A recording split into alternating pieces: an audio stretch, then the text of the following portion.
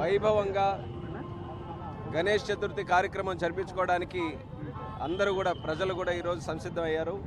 అందులో భాగంగా మరి రేపు వినాయక చవితి అయితే ఈరోజు మట్టి విగ్రహాల పంపిణీ కార్యక్రమం మరి జిల్లా కలెక్టర్ వర్యులు అలాగే శ్రీకాకుళం శాసనసభ్యులు గొండు శంకర్ గారు తెలుగుదేశం పార్టీ కార్యకర్తలు అందరూ సమక్షంలో ఈరోజు నిర్వహించడం జరుగుతుంది. మరి ప్రతి సంవత్సరం కూడా ఆనవాయితీగా ఈ యొక్క కార్యక్రమం ప్రజల్లో ఒక చైతన్యం తీసుకొని రావడానికి పర్యావరణం పట్ల బాధ్యత వహిస్తూ ప్రకృతిని మనం కాపాడుకోవాలనే ఆలోచనతో ఈ యొక్క కార్యక్రమం నిరంతరం కూడా చేస్తున్నాం. ఇందులో ఆర్ట్ ఆఫ్ లివింగ్ వారు కూడా పార్టిసిపేట్ చేస్తూ వాళ్ళు కూడా సహకరిస్తున్నారు. వాళ్ళకు కూడా ధన్యవాదాలు.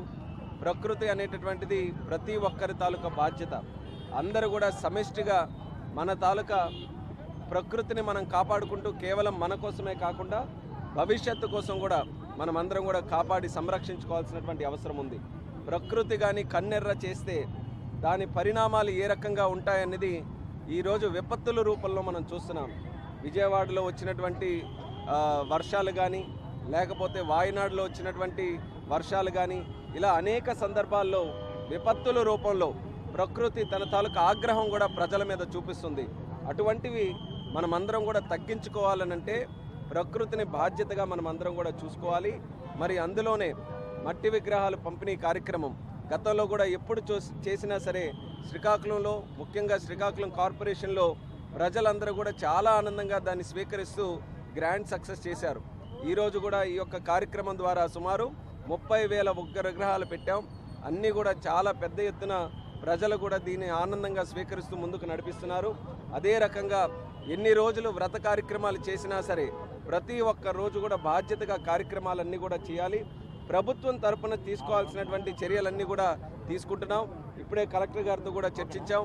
ఆయన కూడా ముందుగానే రివ్యూ కార్యక్రమాలు ఎస్పీ గారు అందరూ కూడా నిర్వహించుకొని ముఖ్యంగా సేఫ్టీ వైజ్ కానీ సెక్యూరిటీ వైజ్ కానీ ఎక్కడ ఎటువంటి సంఘటనలు కూడా జరగకుండా మరి చాలా పద్ధతిగా వైభవంగా ఈ యొక్క కార్యక్రమం జరగడానికి అన్ని కార్యక్రమాలు కూడా చేపడుతున్నాం.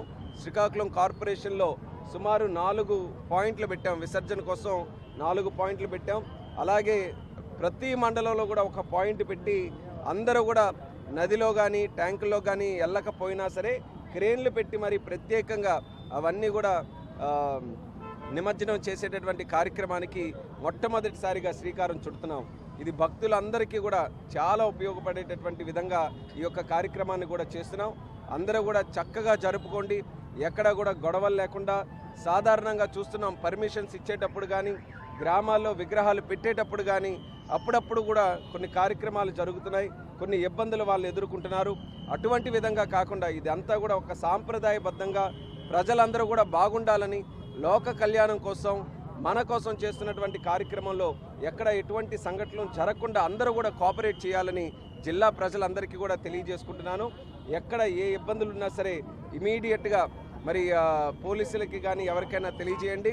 ప్రభుత్వం తరపున అన్ని విధాల సహాయ సహకారాలు కూడా అందిస్తామని తెలియజేసుకుంటూ ముందుగానే ప్రతి ఒక్కరికి శ్రీకాకుళం జిల్లా ప్రజలందరికీ కూడా వినాయక చవితి శుభాకాంక్షలు.